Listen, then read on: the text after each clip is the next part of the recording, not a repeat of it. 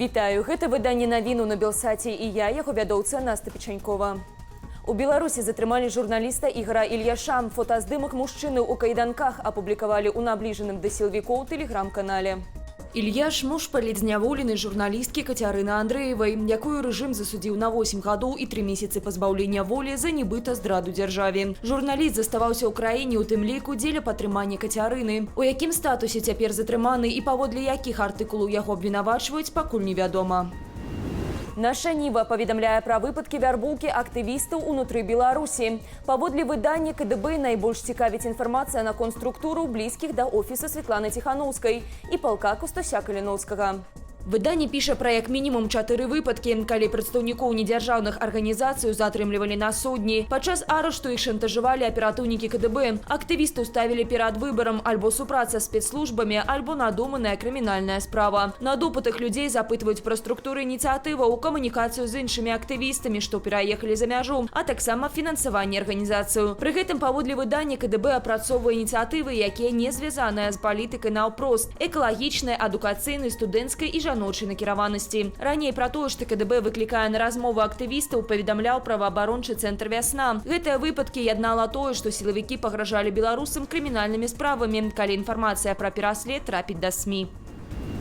Распачалася адпраўка прызыўнікоў у войска. Цягам 2 месяцаў шэрагі арміі папоўняць каля 10 тысяч асобаў. У першы дзень кампаніі ў войска накіруюць каля 1000 прызыўнікоў. Мужчыну прызавуць ва ўзброеныя сілы, унутраныя войскі МУС, органы дзяржаўнай бяспекі і памежнай службы. Паводле Міністэрства абароны, цырымонія прыняцця прысягі адбудзецца 23 лістапада. Летась былі зніжаныя патрабаванні да стану здароўя прызыўнікоў. У прыватнасці раней непрыдатнымі да тэрміновай службы і службы ў рэзерве прызнаваліся грамадзяне з затлусценнем 2-й ступені, больш за 117 кілаграмаў пры росце 178 сантыметраў, а таксама блізарукі асобы. Цяпер гэтае абмежаванне знялі, і такія асобы могуць трапіць у войска.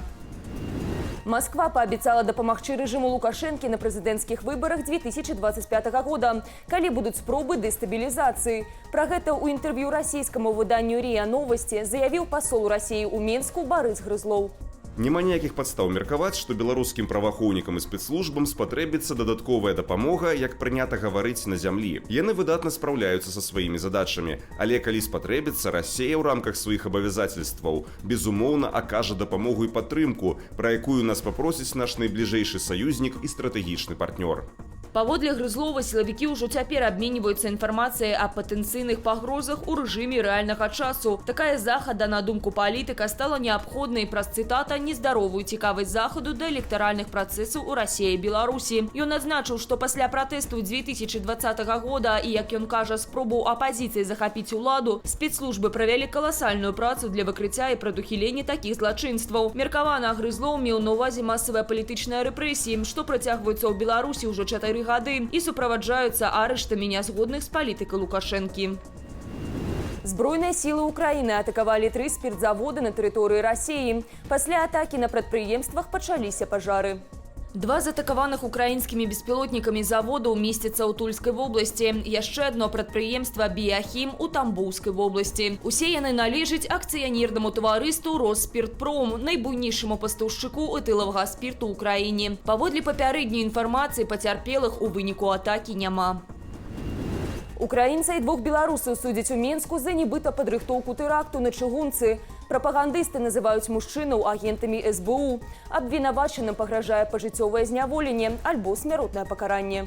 Працэс распачаўся ў мінскім гарадскім судзе. Падсудныя грамадзянін Украіны Іван Ліхалат, а таксама беларусы Барыс Пухальскі і Іван Бародзіч. Паводле следства, Ліхалат, які з 2012 года жыве ў Гародні, ёсць арганізатарам тэрарыстычнай ячэйкі. Маўляў, гарадзенец выйшаў на сувязь з СБУ, дзе нібыта і атрымаў загад падрыхтаваць тэракт. У верасні 2023 года прапагандысты паведамілі, што на месцы планаванага выбуху затрымалі Пухальскага. Пры сабе той нібыта меў выбуховае рэчыва, дэтанатар і магніт для мацавання выбухоўкі да рэек. Пасля чаго ў горадні арыштавалі Ліхалата і Бародзіча. Мужчыну вінавацяць паводле 6 артыкулаў крымінальнага кодексу. У Мінску адмянілі спектакль, які паказвалі больш за 10 гадоў па ўсёй краіне. Забарона стала першым вынікам працы Савету маральнасці, якім кіруе мітрапаліт Веніамін. Спектакль «Каханкі майго мужа» паставіў у 2012 годзе рэжысёр Антон Крайко. Сямейную камедыю ў двух дзеях паказвалі з пазнакай 16+.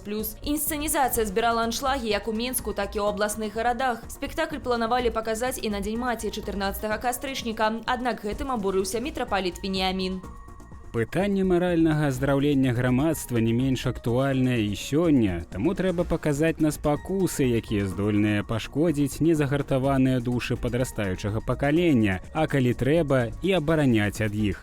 Савет маральнасці аднавіў дзейнасць год таму. У яго склад увайшлі рэлігійныя грамадскія дзеячы, а таксама прадстаўнікі дзяржаўных органаў і культуры. На першых паседжаннях яны разглядалі пытанне квадробінгу, нецэнзурнай лаянкі, астралогію і паводзіны ў інтэрнэце. На гэтым я з вами развітваюся. Захвочваю ставіць лайки, каментаваць і дзяліцца нашым выданнем, калі гэта для вас бяспечна. Асноўныя падзеі дня глядзіце ў аб'ектыве. Усяго вам добрага і беражыце сябе.